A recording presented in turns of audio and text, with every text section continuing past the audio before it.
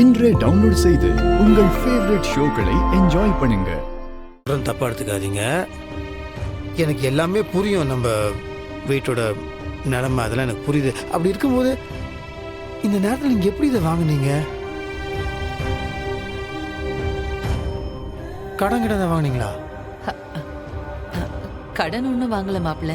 அப்போ வேற நகை ஏதாவது வச்சிங்களா?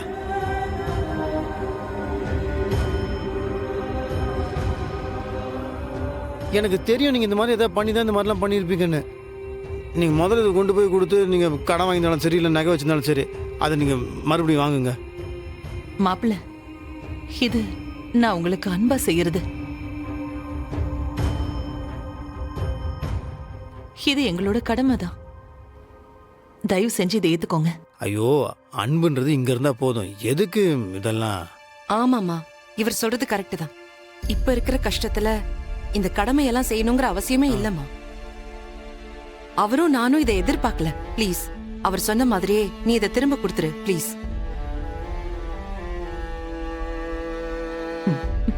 இதுவே உங்க அப்பா இருந்து சொல்லியிருந்தாருன்னா நீங்க வேண்டான்னு சொல்லிருப்பீங்களா?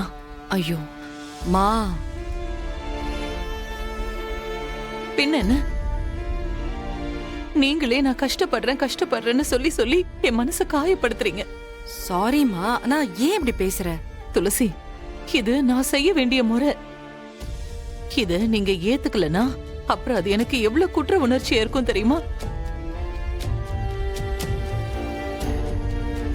இப்பதான் உங்க அப்பா என் கூட இல்லையேன்னு எனக்கு வருத்தமா இருக்கு.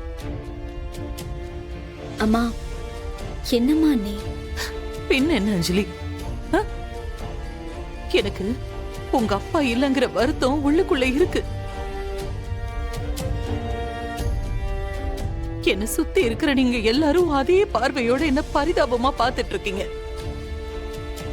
அப்படி பார்க்கும்போதுதான் எனக்கு ரொம்ப வேதனையா இருக்கு. என் இடத்துல இருக்கிற எல்லாருமே இந்த உணர்வை கடந்துதான் வந்திருப்பாங்க.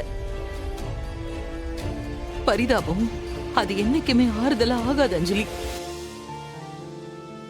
இந்த சமூகத்துல எல்லார் மாதிரியும் தான் எங்களை மாதிரி இருக்கிறவங்களையும் பார்க்கணும்.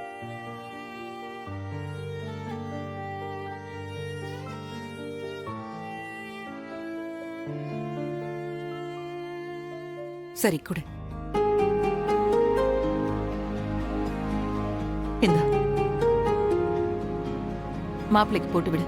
இதுக்கப்புறம் யாரும் ஒரு வார்த்தை கூட பேசக்கூடாது, சரியா? துளசி, போட்டு விடு. இந்தாங்க. போடுங்க, வைக்கப்படாதீங்க.